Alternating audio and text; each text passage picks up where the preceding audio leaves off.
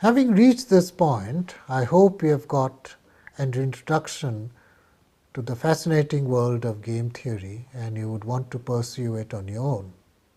But you might be also wondering, what use is this game theory? It sounds very nice and very interesting in some ways, but you might wonder as to what insight can it give to actual business people, because all the games that we have looked at seem very simple and contrived.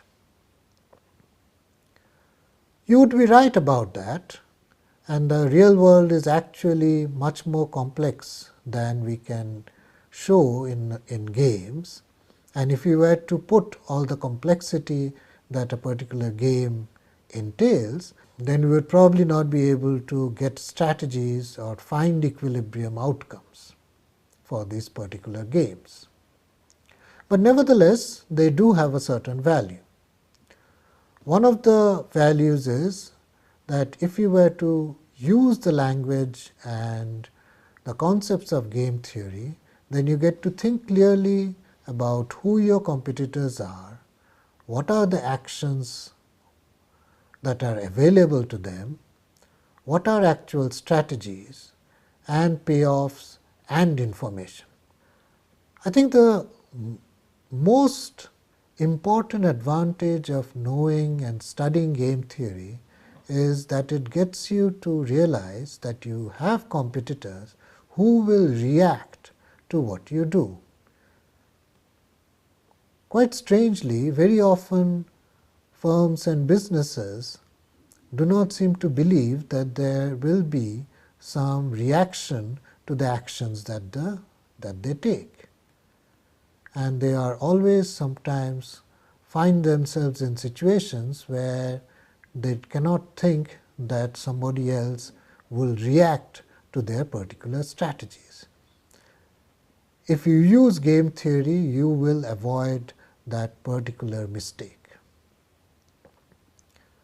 Thirdly, we would talk about the situation that the world is dynamic. So consequently, in a lot of situations, there are first mover and second mover advantages. We have already shown that in the Stackelberg game, there is a first mover advantage. In the case of most prize games, there is typically a second mover advantage.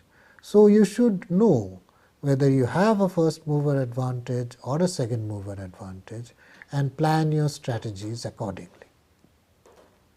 Finally, you should note that most social situations and most competitive situations are repeated. So, most likely you are playing some sort of repeated games. And what you notice typically using game theory is repetition leads to a reduction in competition. In fact, what you would often notice in a lot of game theory, in a lot of competitive situations which rely on game theory, that firms would rather, one way of making larger profits is by facing or reducing the amount of competition that they face. So consequently, reducing competition might be a good strategy for higher profits. Now, that's all I have to say about game theory. It's obviously a very fascinating topic, and I certainly suggest that you look into it further.